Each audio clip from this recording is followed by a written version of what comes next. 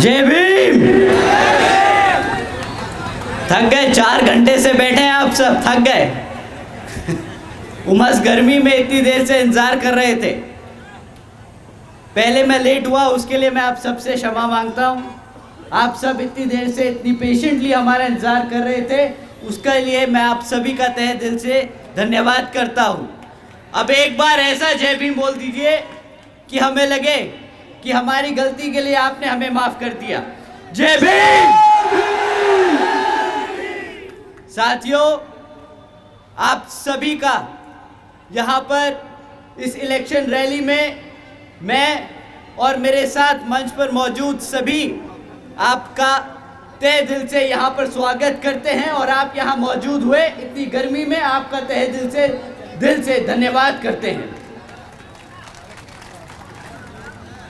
साथियों, सबसे पहले मैं अपने सभी संतों, गुरुओं व महापुरुषों को, जिसमें खासकर महात्मा ज्योतिबा फूले, छत्रपति शाहू जी महाराज, नारायण गुरु, तांतिया भील मामा जी, पेरियार रामास्वामी जी, बाबा साहब डॉक्टर भीमराव अंबेडकर जी एवं मान्यवर साहब श्री काशीराम जी को नमन करता हूँ।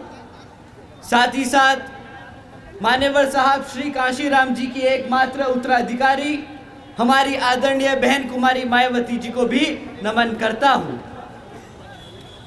उत्तर प्रदेश की 4 बार मुख्यमंत्री, लोकसभा व राज्यसभा की कई बार सदस्य रही आदरणीय बहन कुमारी मायावती जी, जिन्होंने अपने सभी SC, ST, OBC एवं अल्पसंख्यक समाज के साथ साथ सर्व समाज में से गरीबों और कमज़ोरों के लिए अपना पूरा जीवन समर्पित किया, तो मुझे गर्व है कि मुझे ऐसे महान नेता के नेतृत्व में काम करने का मौका मिल रहा है।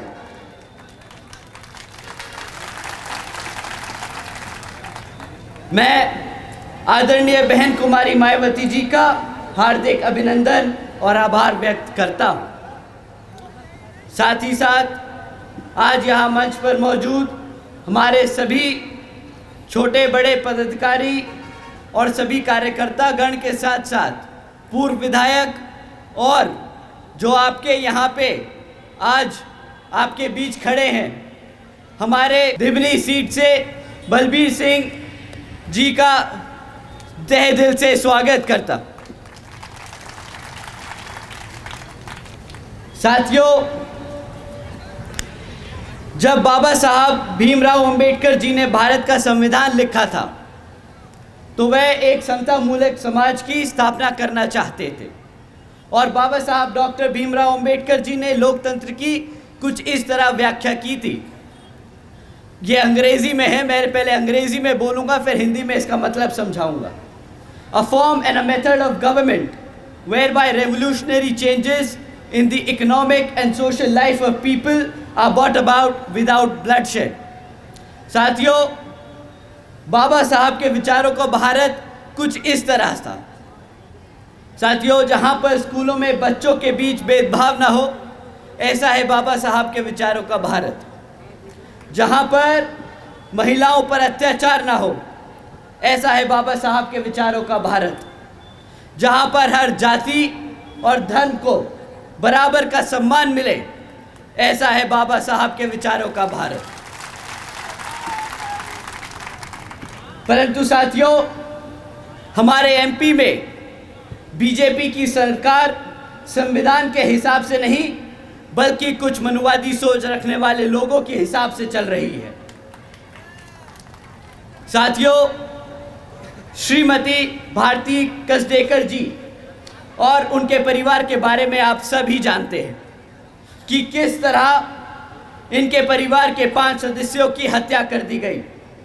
परंतु साथियों, हैरानी की बात इन 5 लोगों की हत्या नहीं, हैरानी की बात तो ये है कि जब श्रीमती भारती जी 200 किलोमीटर पैदल चलकर अपने ही समाज के गवर्नर से मदद मांगने पहुंची तो गवर्नर साहब ने उनसे मिलने से ही इनकार कर दिया।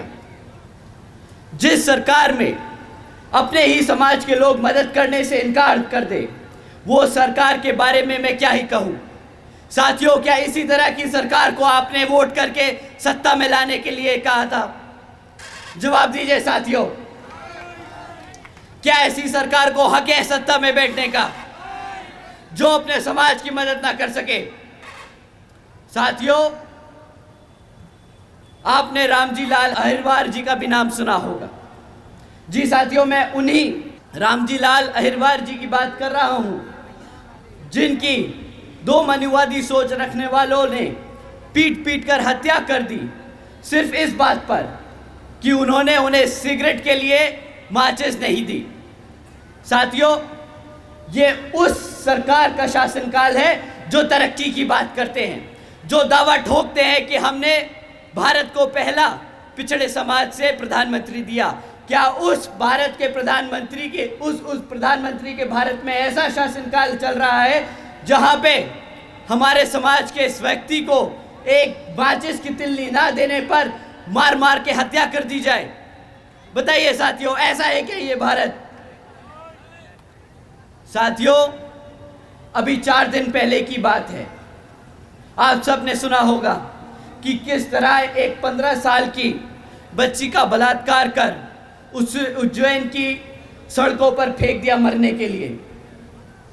यहाँ पर साथियों, ये सिर्फ कुछ घटनाएं हैं उन 16,950 में से जिनके आज भी परिवार दर्द से गुजर रहे हैं, जिनका दुख हम शब्दों में बयान नहीं कर सकते। उस कांग्रेस और बीजेपी वालों की अगर मैं दोनों शासनकाल के दिन मिलाकर आप सबके सामने रख दूं तो वो भी कम पड़ जाएंगे जितने यहाँ पे पिछले 5 साल में हत्या और कांड हुए हैं। पर अब और नहीं साथियों, अब कमलनाथ जी और शिवराज जी को ना हम भूलने देंगे और ना हम उन्हें कभी बता देंगे। हम उन्हें बता देंगे कि पिछले 5 साल में 16,950 से हमारे परिवारों के सदस्यों के अत्याचारों का बदला हम मध्य प्रदेश की हर एक विधानसभा पर बसपा का परचम लहरा कर लेंगे। साथियों, शिवराज जी ने वादा किया था बहुजन समाज को प्रतिनिधित्व देने का। साथियों, शिवराज जी ने वादा किया था हर वर्ष 10 लाख नौकरियां देने का। साथियों, शिवराज जी ने वादा किया था सरकारी कॉलेजेस में मुफ्त शिक्षा देने का। साथियों, आज मैं आप सबसे पूछता हूं, क्या उनमें से कोई भी वादा पूरा हुआ? कोई भी वादा पूरा हुआ? साथियों, उन वादों को तो ना ही पूछे तो अच्छा होगा, पर जो काम इन्होंने हर करके दिखाए हैं वो काम मैं आपके सामने एक बार रख के दिखाता हूं। शिवराज जी की सरकार नंबर 1 पे पहुंच गई पूरे भारत में हमारे बुजुर्गों पे अत्याचार करने में। शिवराज जी की सरकार नंबर 1 पे पहुंच गई हमारे SC SC OBC के साथ साथ अल्पसंख्यक समाज पर अत्याचार करने में। शिवराज जी की सरकार नंबर 1 पर है हमारी बहन बेटियों पर अत्याचार करने में।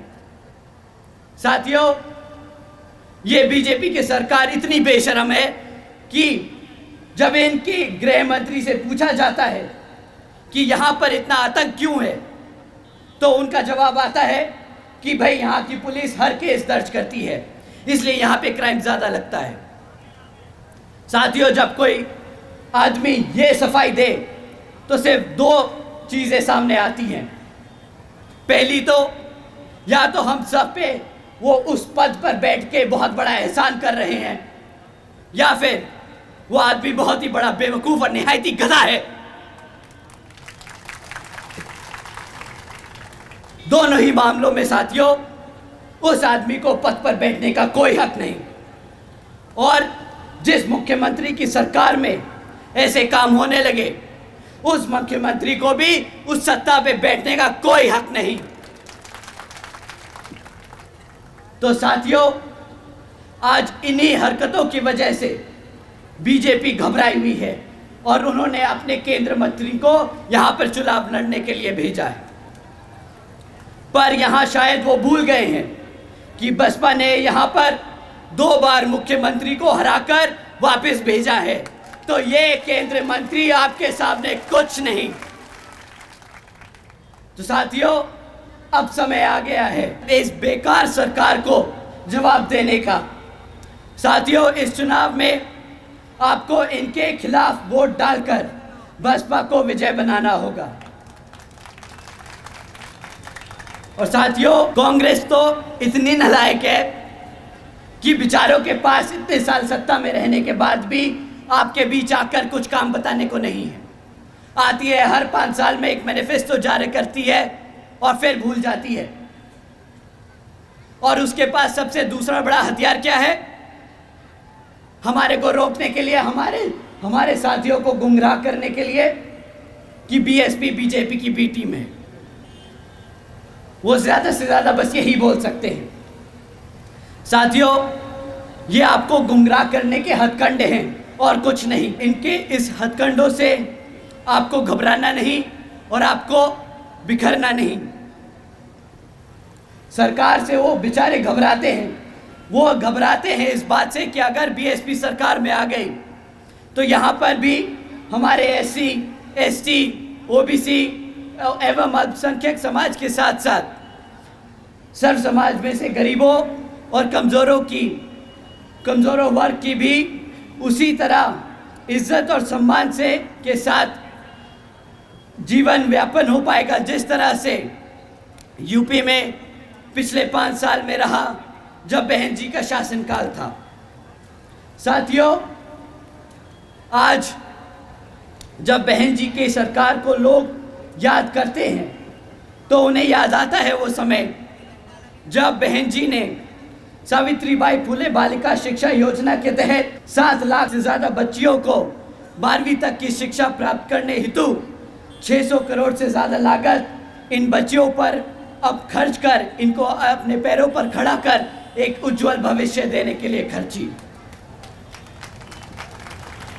साथियों, उन्हें याद आता है वो समय जब बहन जी ने देश में पहली बार सरकारी कॉलेजेस के स्टूडेंट हॉस्टल्स में अन्य पिछड़े वर्गों के छात्रों के लिए 27% आरक्षण की व्यवस्था तय की।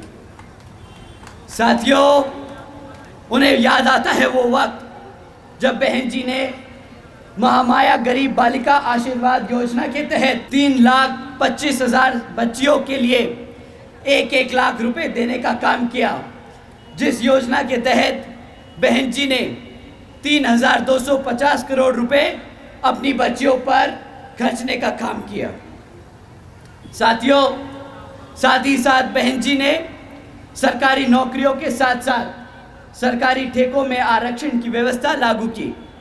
और साथ ही याद करते हैं वो समय कि किस तरह बहन जी ने सरकारी नौकरियों की भर्ती पर लगी रोक को हटाकर बहुजन समाज के साथ साथ सर्व समाज के सभी जरूरतमंद लोगों को नौकरी देने का काम किया। साथियों, बहन जी ने प्रदेश में व्यावसायिक technical institutions, engineering colleges, polytechnic एवं इंडस्ट्रियल ट्रेनिंग इंस्टीट्यूट्स में अन्य पिछड़े वर्गों के लिए 27% सीटों की आरक्षण तय की। साथ ही साथ बहन जी ने कृषि एवं संबंधित कार्यों में मिनिमम वेजेस को 55 रुपये से बढ़ाकर 100 रुपये प्रतिदिन करने का काम किया। और अन्य पिछड़े वर्गों के लोगों के लिए क्रीमी लेयर की वार्षिक आय सीमा 3 लाख रुपए से बढ़ाकर 5 लाख रुपए कर दी। साथ ही साथ बहन जी ने गन्ना खरीद के दाम दुगने कर दिए।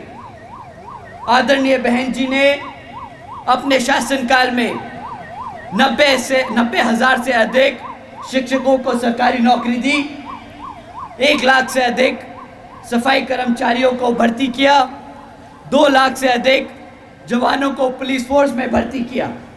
और साथियों, बहन जी ने काम अपने 5 साल के शासनकाल में इस कदर किए ताकि हमारे समाज के लोगों को अपना प्रदेश छोड़कर जाने की ज़रूरत ना पड़े अपना पेट पालने के लिए। तो साथियों, हमें बाबा साहब के बताए रास्ते पर चलकर, मान्यवर साहब के बताए तरीकों का इस्तेमाल कर और बहन जी के बेबाक अंदाज को अपनाना होगा दिल और दिमाग से। तो समय आ गया है कि हम सब एकजुट होकर समाज के हर एक व्यक्ति को बसपा से जोड़ बता दें कि हम आ रहे हैं, हम आ रहे हैं हर उस चीज़ के लिए जो इस संविधान में हमारे गुरु देकर गए हैं, बाबा साहब डॉक्टर भीमराव अंबेडकर जी। साथियों, इन्हीं कुछ बातों को ध्यान में रखकर बीएसपी ने जीजीपी के साथ गठबंधन कर यहाँ पर चुनाव लड़ने का निर्णय लिया है। तो मैं आप सभी के से अपील करता हूँ कि इस विधानसभा आम चुनाव में आप बसपा और जीजीपी के को वोट डाल यहाँ बसपा जीजीपी की सरकार बनाने का काम करेंगे, जो आपके मध्य प्रदेश में बहन जी मॉडल ऑफ गवर्नेंस के तहत चलकर यहाँ पर भी सभी का उत्थान करने का काम करेंगी। अंत में एक बार दोबारा से मैं यहाँ मौजूद सभी माताओं, बहनों, बड़े बुजुर्ग, हमारे युवा साथी, हमारे यहाँ पर आए मीडिया बंधु, आप सभी का मैं तहे दिल से धन्यवाद करता हूँ। जय भीम, जय भारत, जय बहन जी।